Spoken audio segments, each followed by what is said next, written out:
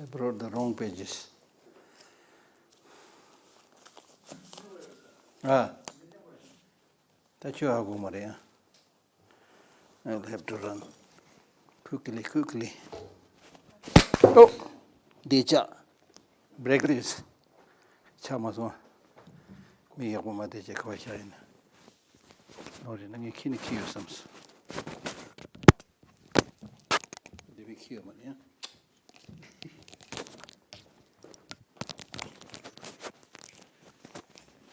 So, but Digaji cow do it. They do. Kiss like.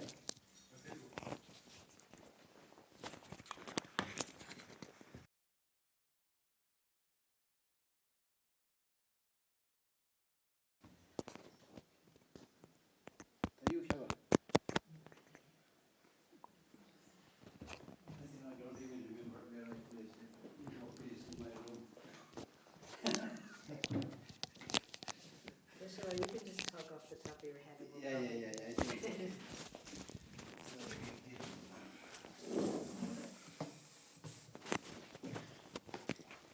Because I have several files, that I've been teaching, so.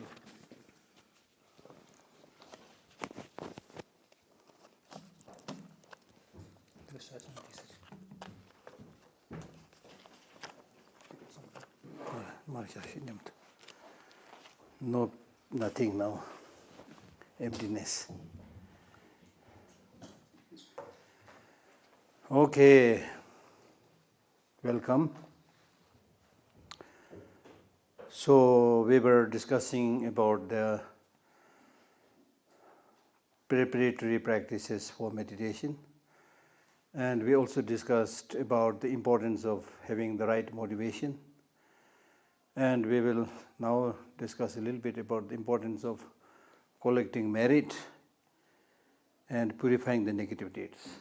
In order to achieve success in any spiritual practice, you need to, on the one hand, collect merit. This may be a subject difficult for you to comprehend or understand, but in Buddhism it is said that the more merit you collect, merit means basically good things. The more good things that you do, the more virtuous practice you have in the storehouse of your mind, the more you will be successful in any of your practice. Especially it is said,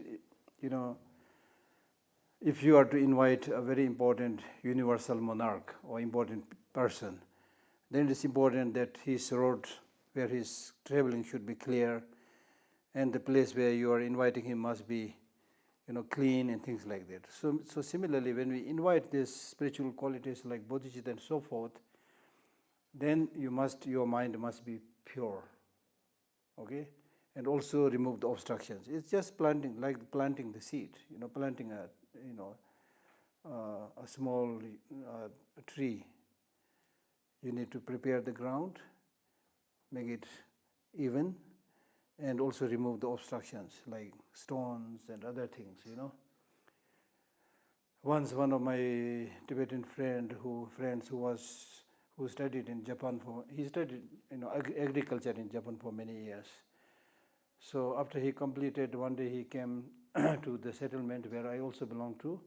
So we were discussing, and he just said that in Japan they never have this crooked carrots. So for me, a layperson who has no idea about agriculture, I said, "What do you mean?" He said, "No, it's whether the carrot will be crooked or straight depends upon how you prepare the ground. If you prepare the ground and remove all the obstructions like stones and broken glasses like that, then they are all straight. And when they are all straight, it's very easy for you to do the packing.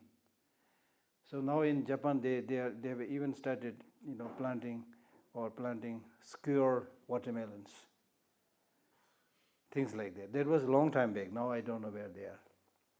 So things like that. So this was a good example for me. So for spiritual success also we need to, as much as possible, stop doing the negative, obstructive deeds, and as much as possible cultivate the positive qualities. Okay? And for that you need to have, your body should also be at ease, rested, well nourished, you see. And if you didn't get enough sleep, not enough food, you are tired, we all know that, your brain doesn't function, your mind does function. And also the place where you live, it is dirty, smelly, that also makes a huge difference in terms of your practice. So all this you need to do within the preparatory practices, collecting merit and removing the obstructive factors. That is one thing. Then when you actually do the meditation, then the purpose of meditation, as we briefly discussed earlier, is, as Tsongkhapa says in his great stages of the path, you are controlled by your mind. And your mind is predominantly controlled by negative emotions. Therefore you are suffering. You don't want suffering. Therefore now it is time to change.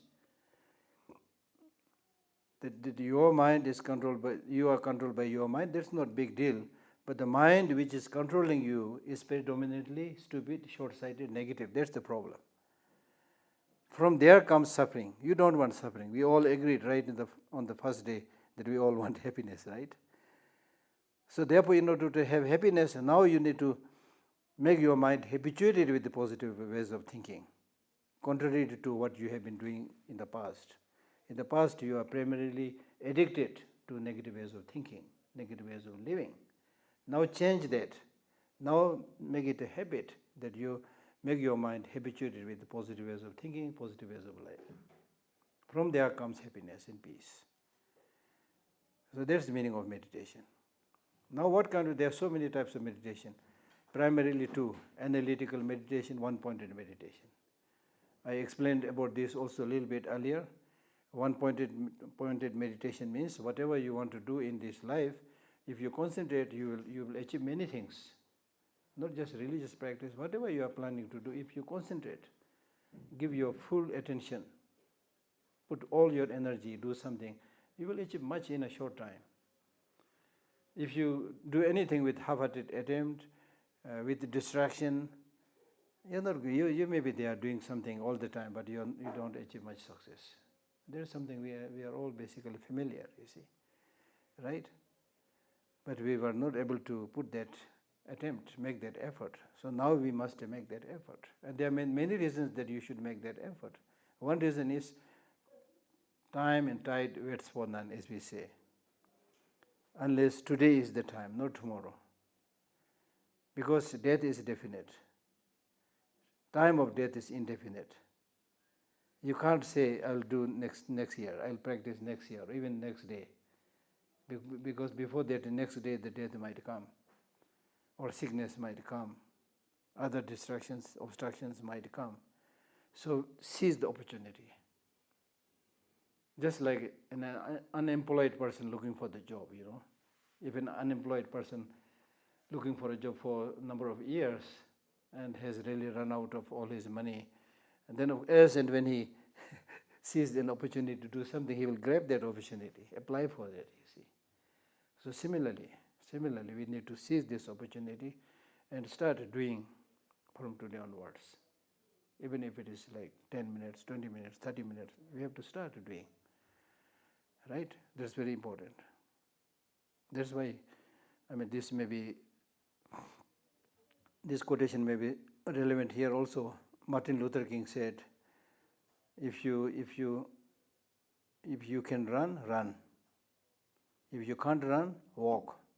If you can't walk, crawl.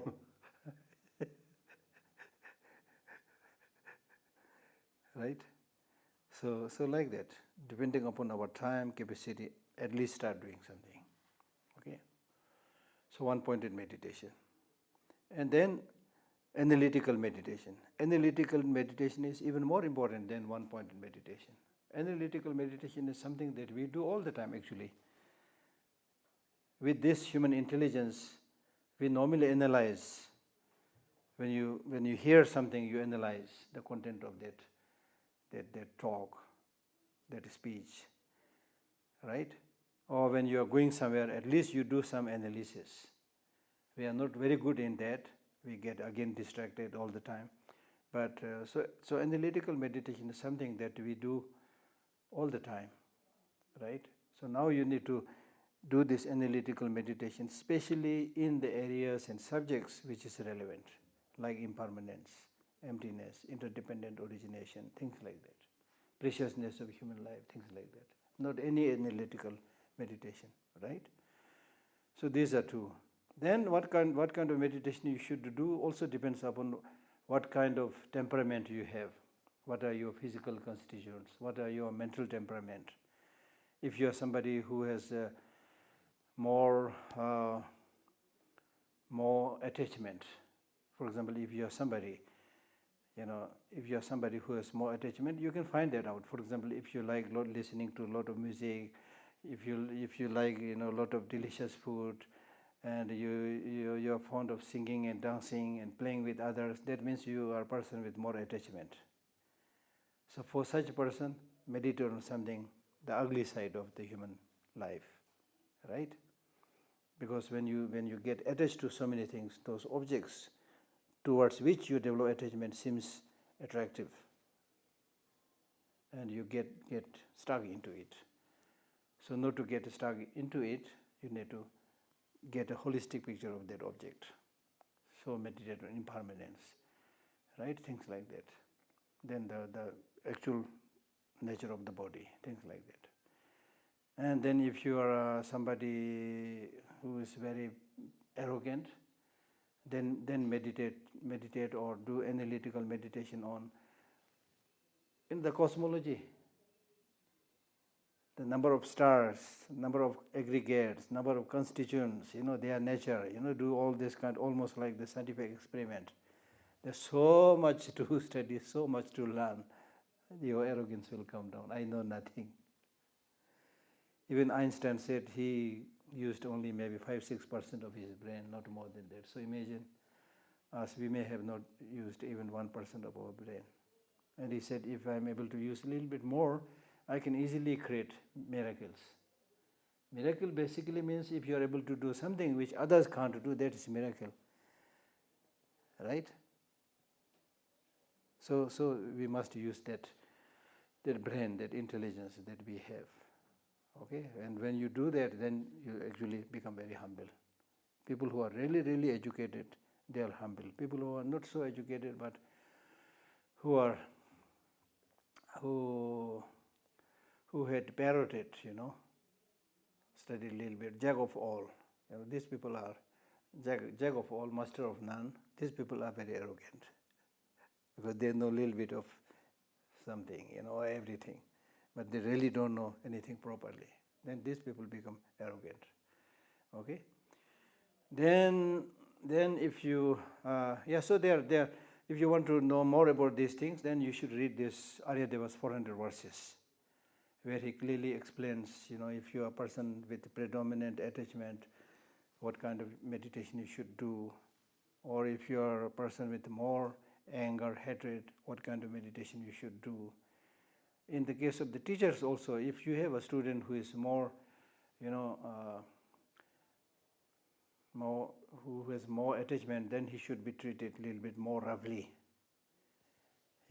If that person is more of anger nature, should be treated more gently. So there are different approaches. Okay, like that. Okay, so that is kind of analytical meditation, and analytical meditation is very, very important because the one quality that distinguishes us as human beings from other animals is our capacity to analyze the brain or intelligence or the mind, whatever you want to call it. So therefore it is really important to analyze. We should not be like animals. With small misunderstandings, small differences, we try to pounce upon each other, using the nuclear bomb. This is the animal way. Right? So therefore, meditation is important. Then another important thing that we need to know is the whole teaching of the Buddha, the whole content of the Lamrim stages of the path, everything that the Buddha taught is for meditation. So it is wrong to think that some of these teachings are just for talking, some of these teachings are for meditation. No, they are all for meditation, they are all for practice. Right? As I mentioned earlier, meditation basically means getting your mind habituated with the virtuous object, right? So all these teachings are for meditation. They are not for just for dry intellectual discussion. No, that's very, very important. And then practice in meditation is important because it's like food, Unless you eat the food, simply by reading the menu in the restaurant, will not fulfill your, hunger, satisfy your hunger. So you have to eat, not just read the menu. So therefore, the biggest problem I have, seen, not only in me but many others, is we are relatively good in talking, but not in practice. Practice is very difficult. Even this morning I was reading one short words of wisdom where it says, first you take care of yourself, then talk to others. You see? And Tsongkhapa and many other great teachers, they had clearly said that unless you tame your mind, you discipline your mind, there is no way you can tame other people, discipline other people. Right? So and if you start practicing, you can see the miracle, the happiness that you will get. Instead of going for this 5-minute pleasure of savoring a chocolate or whatever, we are all basically going for 5-10 minutes pleasure. Right? So instead of going there for 5-10 minutes pleasure or even 1 hour pleasure or even 3 hours pleasure just by watching a gripping movie or things like that, you see, you're completely lost into that movie. Wow, it was so good, but it really doesn't help much in your life. So instead of watching that, if you do something, at least 10-20 minutes, small meditation, small study on compassion, how to cultivate that compassion within yourself, things like that, it will transform and change your mind completely. So this understanding of the teaching and practicing it is really, really like, it's not a luxury, it is a necessity, without which we can't really live well. I'm not talking just about Buddhist practice, but of course the Buddhist teachings, as you can see, is basically a common sense practice. Some of the philosophical topics the terms may be hard to understand, some of them. But basically, Buddha gave his teaching by observing the law of nature. He, for example, taught this cycle of existence, samsara, because he was watching. As a prince, he had a lot of time, unlike the sons and daughters of the farmers. He had this leisure, watching the farmers cultivating the field, year in and year out. This year cultivate the land, as we do these days also. Then you gather some crop, use it, sell it, whatever, earn some money, get your food, and then you're again done. Next year again you have to do. That is cycle. The idea, I think, got from there. Then of course he used that idea more into the inner cycle of negative emotions and how this cycle of negative emotions project us into a miserable life, become more and more profound. Right? So therefore he was basically observing how things are. And what he saw, when it comes to talking about the Four Noble Truths, what he saw was everybody wanted happiness. There's no question about that.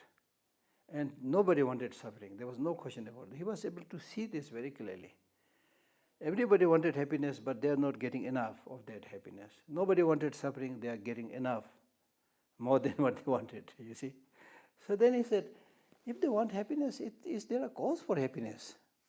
If they don't want suffering, is there a cause for suffering? If there is a cause for happiness, if they want happiness, if there is a cause for happiness, why don't they pay attention to the cause and cultivate the cause so that they have more happiness and peace? If they don't want suffering, why don't they take notice of the causes of suffering, conditions of suffering, and at least, if possible, eliminate it. If not possible, at least reduce it. They will have much, much less suffering. So therefore, based on this observation and understanding, he taught the Four Noble Truths, basically saying suffering its cause, happiness its cause. That's Four Noble Truths. We can of course go deeper, but basically simply said it is that. Common sense, really common sense. So that's why people say common sense is not very common, unfortunately. Sometimes, things seems too easy, then we forget it, you see. Right? So it's really very plain, very sensible, very logical. All we need to do is, when I read these different texts, Buddhist texts these days, I don't get much time, coupled with my laziness and other things.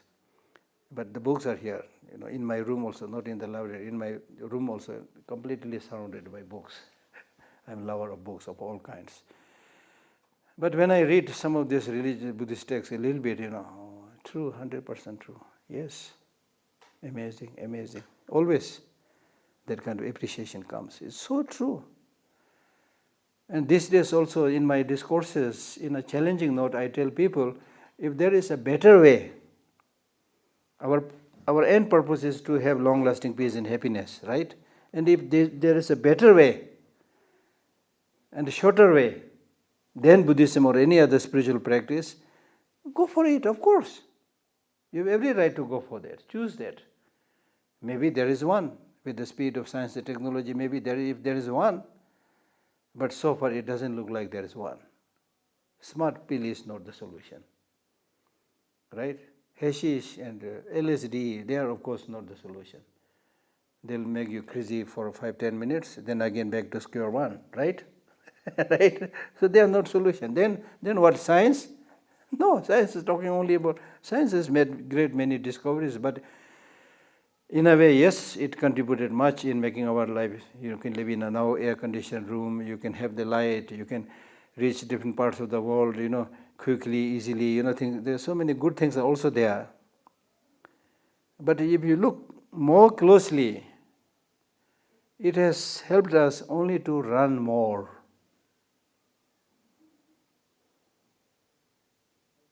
Right?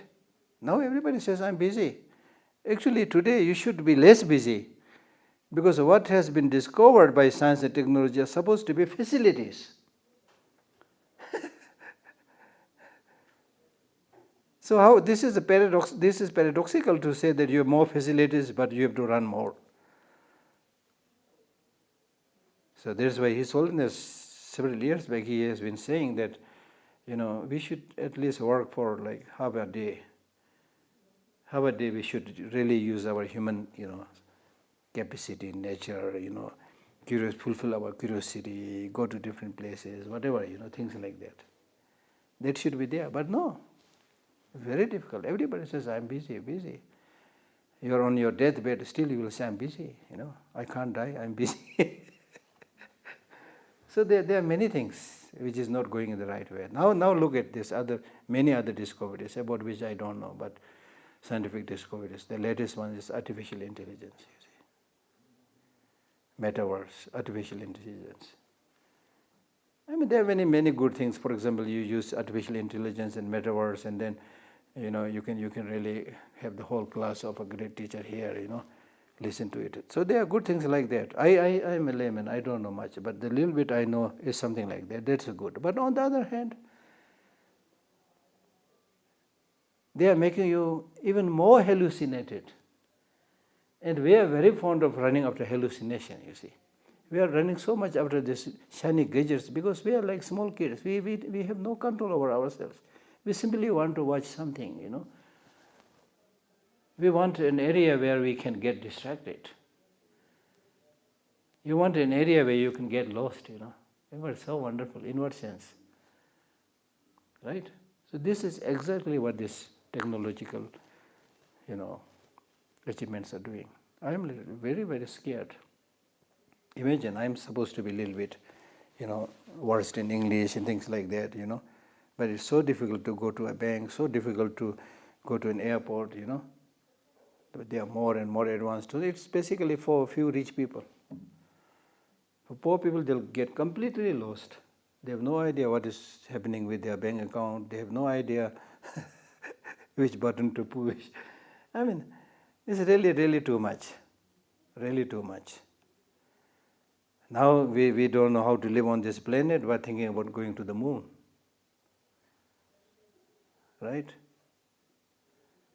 Recent nowadays the mission that Indian government sent, Chandrayaan, is on the moon. So they sent some very scary pictures, big, gorgeous on the moon, things like that, very scary pictures. So I don't know what we are going to do. So anyway, unless we know how to live as a human being with happiness, with harmony, with peace, just running after all these meaningless things is neither good to you nor good to others. I may be trying to turn the clock back because I don't know much about science and technology, but this is what I really feel. You see, you run and die. Well, what is the purpose? And you are not, as I said, you are not able to use even 1% of your brain. Great wastage, you see. We have so much capacity. So much capacity. And then the spiritual, teachings like Buddhism is a time-tested philosophy. Of course, there are one or two people who are so attracted to science. So they say, what has been explained in Buddhism is now outdated, This is not like that. There are even Tibetan writers who have written things like that. But this is a time-tested, philosophy, life lesson. So for us, we only need to just spend some time read the text. The text is there. The roadmap is there. Tsongkhapa has written about it. Nagarjuna has written about it. The Buddha has taught about it. So sometimes I really feel, of course myself primarily, we are so feeble. It's really like the food is ready, well cooked on the table, and we are not even able to eat it, stretch our hand and put it in our mouth. We are not able to do that. It's all there. Now those of you who can't read Tibetan, also so many translations are there, very good translations. In the beginning, some of these translations were in the beginning, many of these translations were done by Christian missionaries. So there is really like hodgepodge kind of translation. Not at. I still have some of these books. One Christian missionary even translated the Atisha's Lamb of the Path to Enlightenment. He has done it fairly well. But there are others who really more or less taking it towards the Christian ways of thinking. So they are no good. Now, luckily, there are so many Buddhist scholars who do very good translation. So we are lucky. We have this much access. So what we need is a little bit more time. Dedicate some time for our practice. Okay, for meditation. At least 10-20 minutes every day. Then gradually you will start liking it so much that even if others tell you not to meditate, you will meditate. It's like tasting chocolate. When you relish something, even others say it's not good for your health, you continue to relish it, you see. But in the case of spiritual practice, we hardly do it, so we don't relish it, we don't taste it. So we need to, in the beginning, we need to make some effort. Then gradually you will go into it very easily. So meditation. So now let us say a few lines about mindfulness. Now regarding mindfulness, there are so many texts. I can't really explain everything, but one very favorable quotation that I always recite and explain and teach other people is the one that comes from Nagarjuna's letter to the friend. There he says, human beings are not at all well. Human beings are not at all well because human beings are impermanent, selfless, impure. Okay? Human beings are not well, number one. Number two, impermanent. Number three, selfless. Number four, impure. That's our reality. That's our reality, but we are not able to see this reality. We see what is contrary to this four. And he says it is this misconception of the reality that we are completely destroyed.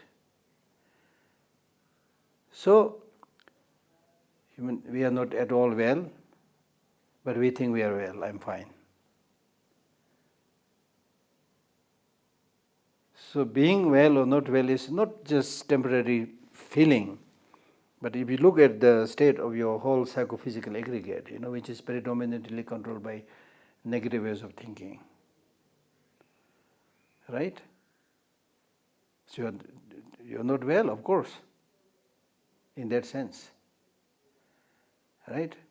Fragile is the word I used yesterday. We are very, very fragile. So if you're so fragile, ready to break, how can you be well? Right? And if you look at the nature of this psychophysical aggregate, look at this body, it's made of flesh, blood, and then bones, right? Not made of diamond, not made of even stone. If it is made of diamond and stone, maybe more stable, more strong, but it's not. So therefore he says, because the nature of your psychophysical aggregate is such that it's so fragile, so don't get surprised when you get sick. On top of this fragile nature of our body and mind, we also don't know how to look after this fragile body. For example, with food. We put almost everything in our mouth. Saying this is sweet, I like sour, I like hot, whatever. You put almost everything in your mouth thinking that you can digest everything. No, you can't digest everything. Number one, everybody has different physical constituent, therefore different capacity to digest different kind of food. For example, for some people, if you take peanut, if you are allergic to it, it can kill you, like that. So you need to understand that also. Right? And then the food that we eat today, most of the food we eat is unfortunately junk food. Junk food means basically those foods, packaged food, which has a lot of salt and sugar, that is junk food. Right? So, on the one hand, the nature of your body itself is fragile. On the other hand, you don't know how to look after it, how to serve it. So, the more anything is fragile, the more we need to take care. Number one. Right? So, therefore, it is wrong to say that I'm well. I mean, in ordinary language, of course, you should say, but otherwise, truly speaking, you are not well. That's what he says. Truly speaking, human beings are not well. Then impermanent. Impermanent. Impermanent means we are changing. We are changing so quickly. Our naked eye doesn't see this change. But scientifically now they say that you are changing so much so that after every 7 years you are completely, not just saying, completely you are a different person. There is a story of one criminal who was caught and imprisoned. So after 7 years he said, I'm not that person who committed the crime. I'm a completely new person. So I don't know what was the answer, This is really almost like philosophical question, So that's the thing, completely change. But still we grasp it, I'm the same person, I'm not changing, So much grasping of permanence. Even if you ask a very elderly person, over 90 years old, physically very sick, if you approach that elderly person and ask him, are you going to die? He will say, yes, I'm going to die. Are you going to die tonight? He will say, tonight, maybe not. That's called grasping of permanence. One day I will die. That kind of thinking is there with almost everybody. But the problem is, today I will not die. Today I will not die. Where is the guarantee?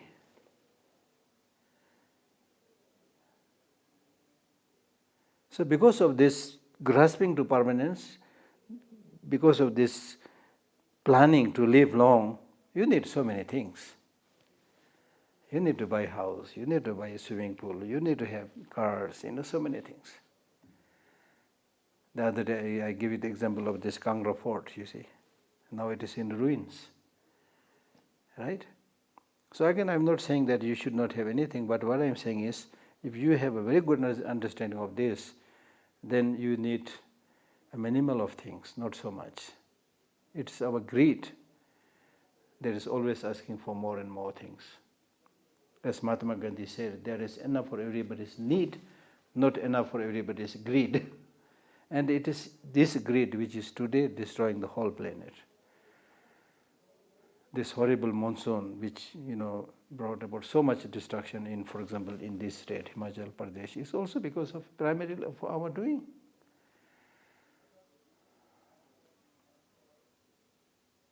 This morning somebody said this so much rain in Himachal Pradesh is because there's so much dust, they are constructing this huge road everywhere. I don't know how far this is true, but anyway, this really has much to do with how we live our life. Now in big cities, the so-called developed big cities, air is polluted, water is polluted, and because of this, so much diseases are coming. Now big cities like Delhi, even right now, people are very scared of conjunctivitis, this eye disease, and also this mosquito, disease. So many things are there because of pollution and having no morality, no sense of responsibility. Everybody is having this stupid fun, destroying everything. You see, so this is happening everywhere now. Not even thinking.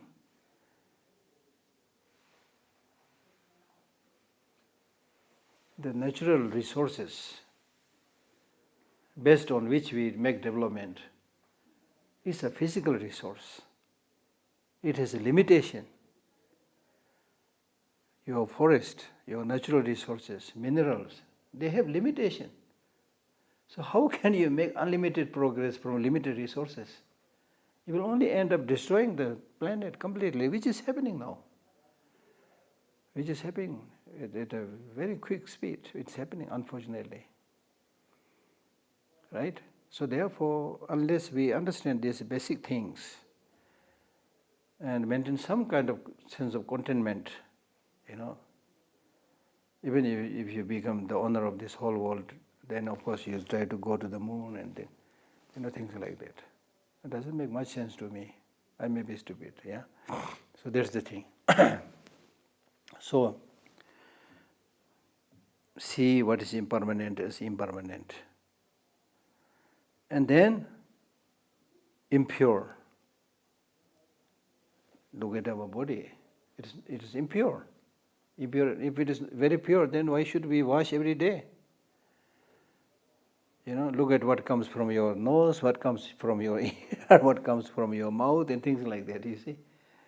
But this doesn't mean to say that you are bad or anything like that. We are simply talking about our nature. By this we do not mean that you are hopeless, you are horrible, you are dirty. We are not saying that.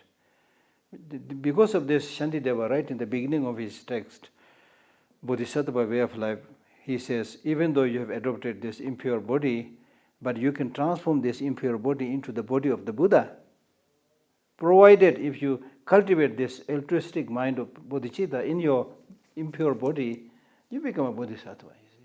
You become very precious, you see. But if you look just at the nature of the body itself, there is not much to develop attachment or clinging onto it, right? That's what he's saying, right? So the important thing is not just the body, but more importantly, the human mind.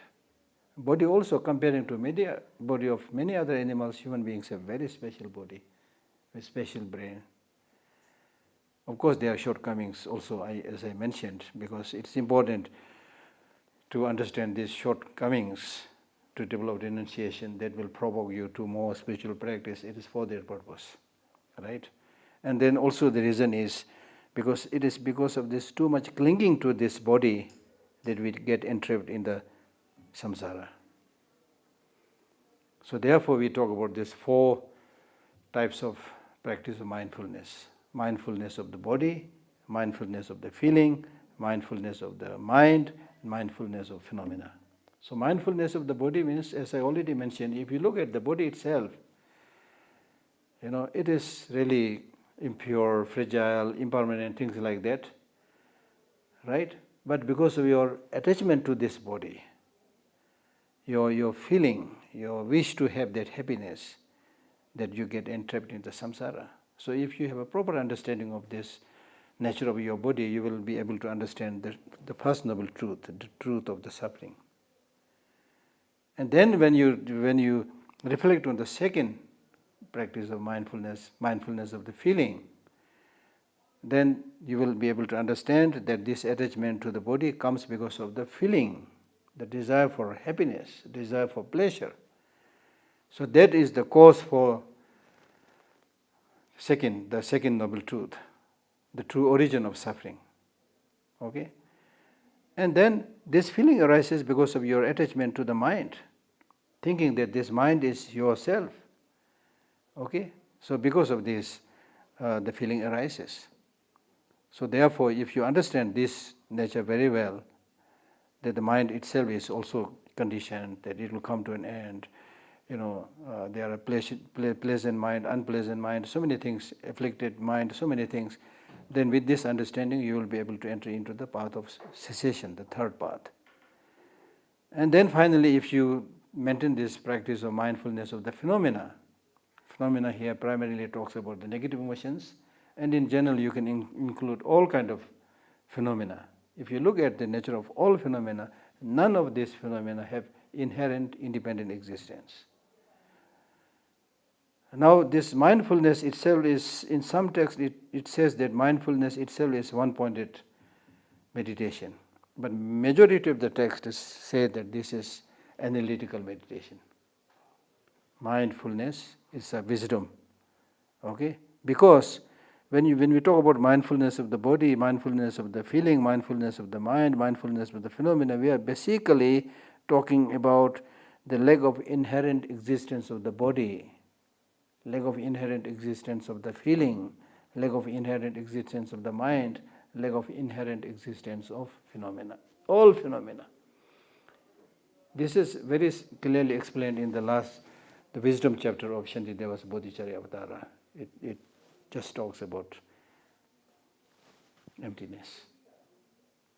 This is important, as I briefly explained. We develop all this kind of grasping because we tend to see things as having existence from its own side, concrete, independent existence from own side. If it is something that you like, oh, wonderful, 100% wonderful, amazing, I don't want to get separated from this one. I want this person with me all the time. I want this car with me all the time, whatever you see. You get obsessed and then you get stuck there. It immobilizes you basically.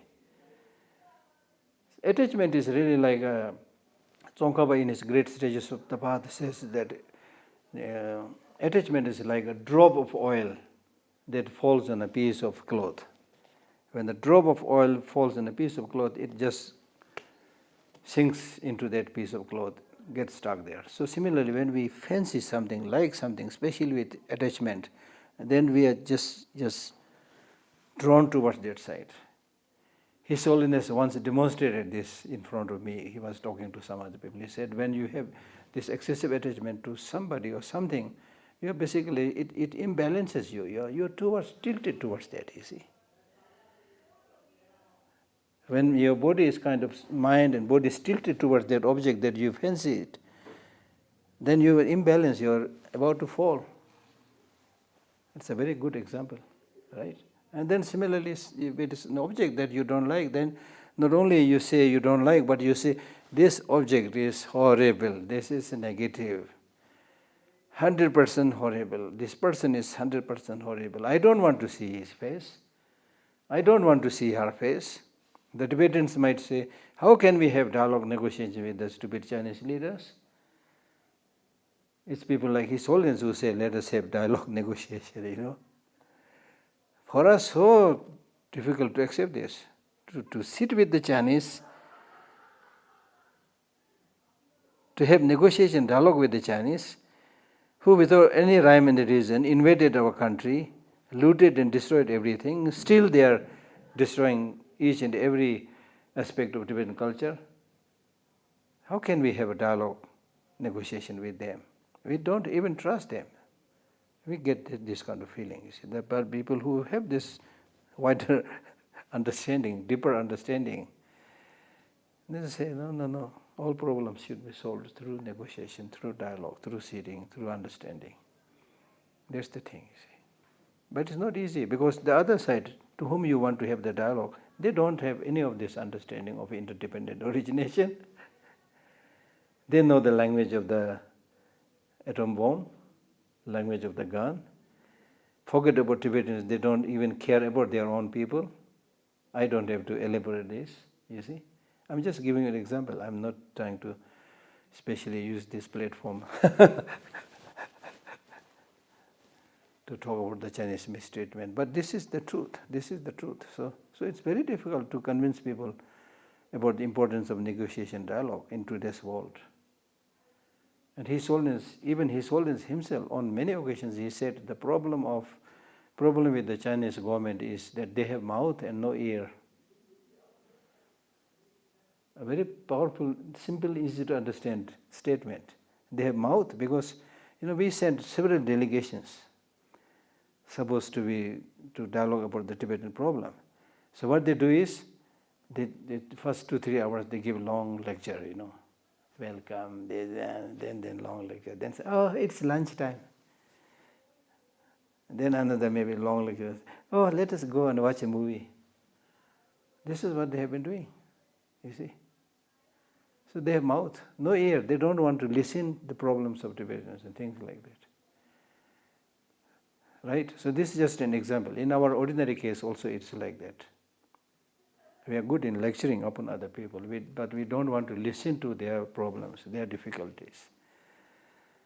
That's the problem. Right?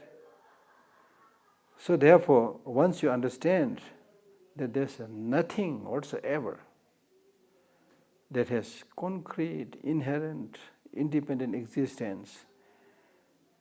In the wisdom chapter of Shantideva's Bodhicharya Avadara, where he speaks about the 8 worldly concerns, there he says, if you're somebody who has studied, understood a little bit of the meaning of emptiness, there is nothing to gain, nothing to lose.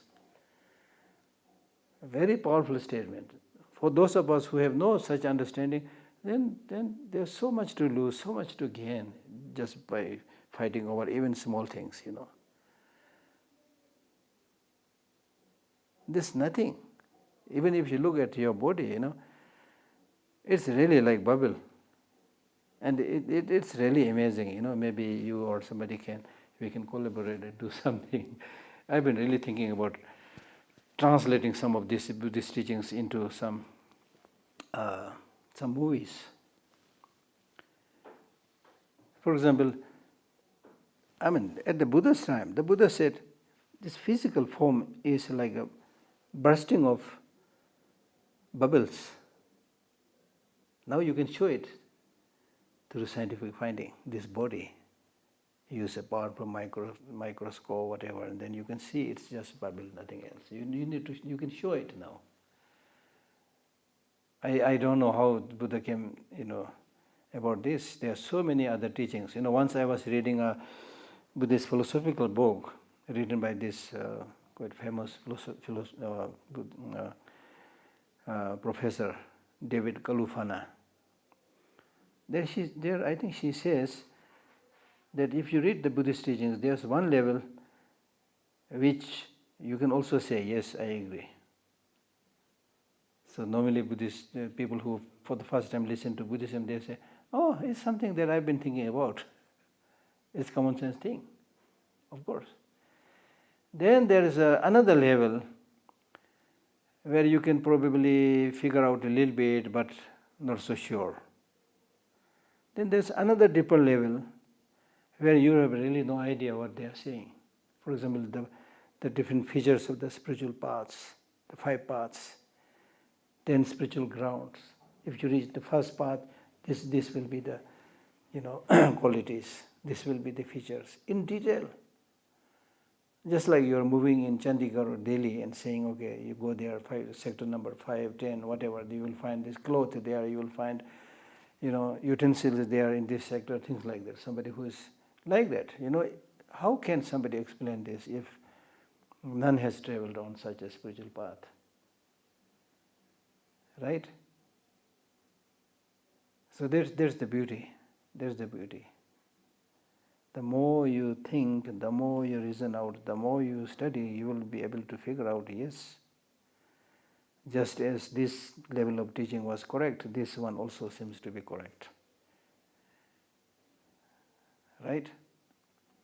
So therefore, now for example, when we talk about impermanence, you can now show it, how your lungs are functioning. Show it, impermanent. Then show how your lungs are functioning, how your livers are functioning.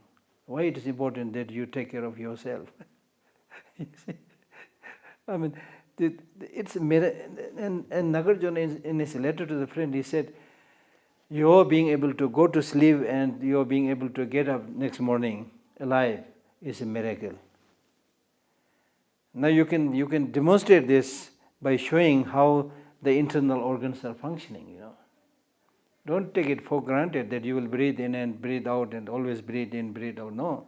One day you will breathe in, will not be able to breathe out. That is the end of the story. So there are small kind of tubes, through which the breathing takes place. If one of these is blocked, you see, because of your misadventure, because of your wrong food, things like that, you see. So therefore, understanding impermanence is not only good for the long term, but if you are somebody who has very good understanding of how your physical bodies, different parts of your physical bodies function, it can really bring about a lot of changes and help you maintain a very good health. So from that point of view also, it's very, very important, very, very important. And then of course when we say this body is impure, it's not only the Buddha who is saying. Now many of the ancient, even today, the modern philosophers, Western philosophers are saying it. You know this phrase, beauty is skin deep. You know that? What is the other line? The next line, the next line. It's so interesting, Most of the people know, just like me, most of the people know this first line, not the second line. So luckily I read it in a book. It says, beauty is skin deep, ugly goes all the way down. Exactly like the Buddha's teaching.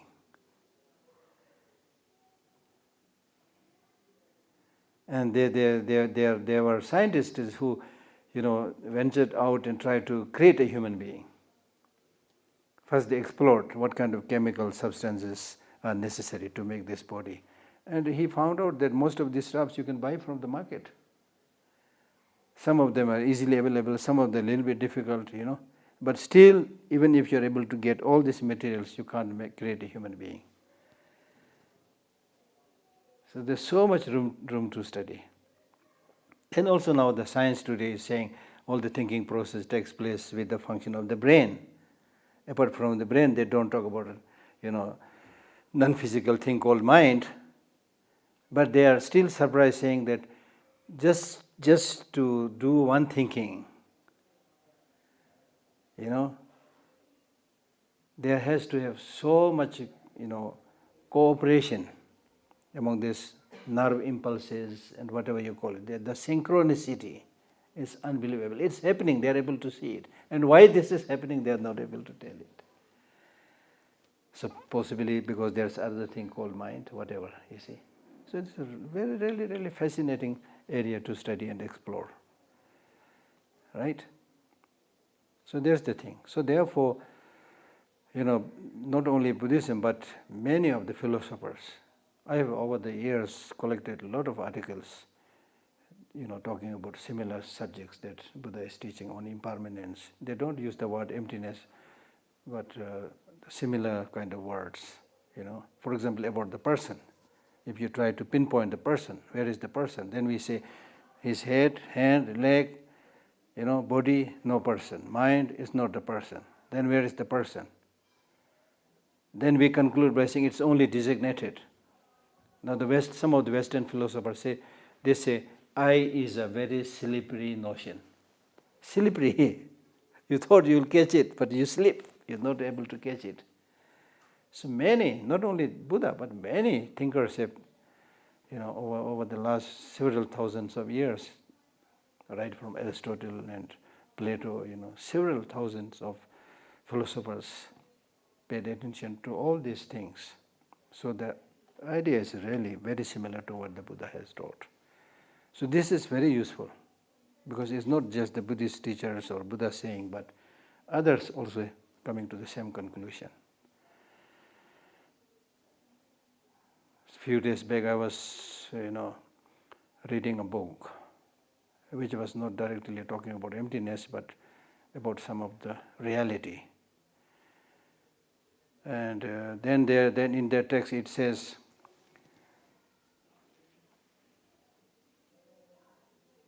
if you understand this reality which is like a space, they don't use the word emptiness, but if you understand this reality which is like a space, this will help you reduce your grasping. That was so useful to me in explaining emptiness. People ask me, what is emptiness, number one? Then we say emptiness means empty of independent existence. Then the next question is, what is the benefit of understanding that state? How would it help? So by reading this article, it helped me, because the article says, in the empty space, the birds fly, It may be peacock, it may be crow, it may be eagle, whatever. The birds, so many birds, big and small, fly. But none of these birds build a nest in the space. There's no grasping. They enjoy. So similarly, once you understand emptiness, there's no building of the nest. So clear. And when we don't have this understanding of shunyata, and when we start seeing everything concrete, 100% beautiful, 100% ugly, then this is 100% beautiful, have it, get obsessed with it. This is 100% ugly, kick it out, reject it. You see, so you have an enemy to fight, relative to take care of. Right? So it is between this fight with these two sides, you destroy your life. Right? But once you develop this understanding of shunyata, as I said, there's nothing to gain, nothing to lose. Like in a dream. In a dream, you get a dream of winning $1 million. You enjoy it because you're sleeping, you're dreaming. You're not awake, you don't see the reality, so you are enjoying. Oh wow, I got $1 million. What should I do? Buy a house, get married, whatever, things like that. But suddenly the bell rings, you wake up, forget about $1 million, you don't even have a penny. But you will not cry. You will not feel sad because oh, I was dreaming. Now I am awake. Right? Right now we have enemies to fight, relatives to take care of, things with which we should get obsessed, things like that, because we are dreaming. Another form of dreaming. So when we wake up like the Buddha, that's why we use this epithet. Buddha means one who is fully awake. When we say Buddha is fully awake, it means we are slumbering in deep sleep. This is another form of sleeping in ignorance. So because of this, grasping, clinging, rejecting, fighting, things like that. So once you overcome that, see the ultimate reality as it is, then, I don't know, I have no experience, but I don't know, but it really looks like, by reading the text, it looks like if you reach that plane, then you really have, you are like somebody who is on a very high mountain, looking underneath, children fighting, crying, shouting, but you are simply, saying, oh my goodness, for such small things, they are fighting. For such small things, they are so overjoyed. Aryadeva in his 400 verses, he says, we are like these small children by the side of a beach. Small children who are by the side of the beach, they will build sand castles. One child builds a sand castle, another child, naughty child, comes and gives a kick and destroys that sand castle. And then this other child who built the sand castle will cry so much as if a real castle has been destroyed. Then a grown-up person comes and, my child, don't cry, this is just sand castle, not the real castle. So Buddha is like that. We are like those small child building sand castles and then crying over it, being very happy over it. right? Something like that.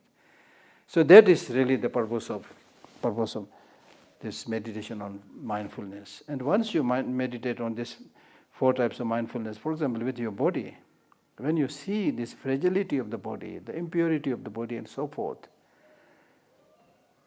then you will be able to understand that there is not much use for me to ornament and decorate and pamper this body so much. Of course you have to use it, therefore you need to give him the wage and the food and so that it does your job. But apart from that, there's no need for you to pamper this body, decorate this body. Rather, take the essence of this body in helping others, in helping yourself. So therefore Shantideva says this body is like a boat to cross the ocean. It's only a boat to cross the ocean. Once you have crossed the ocean, body will be left behind. It has done its job, right? And similarly, when you maintain this mindfulness practice of a feeling, then if you develop a very good pleasant feeling, then don't get too excited and too overjoyed, but you should see, I'm lucky, I have such a good feeling today. May all sentient beings have good feeling like this. Similarly, if you see some people smiling and be happy and having good feeling, don't get jealous. Instead say, oh wonderful, that person is happy. You see, like that. So that is the purpose of doing all these practices. Okay, we are done with the time, but if you have 1 or 2 questions you can ask.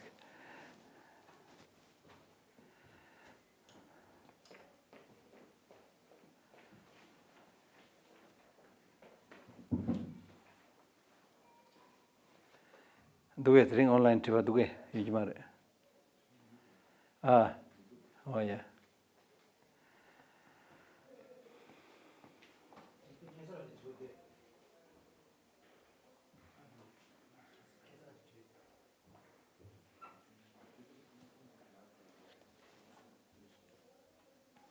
Okay then. No questions, then done. Khasa tiwa du sumude. Ale. Okay, then thank you. Enjoy your day.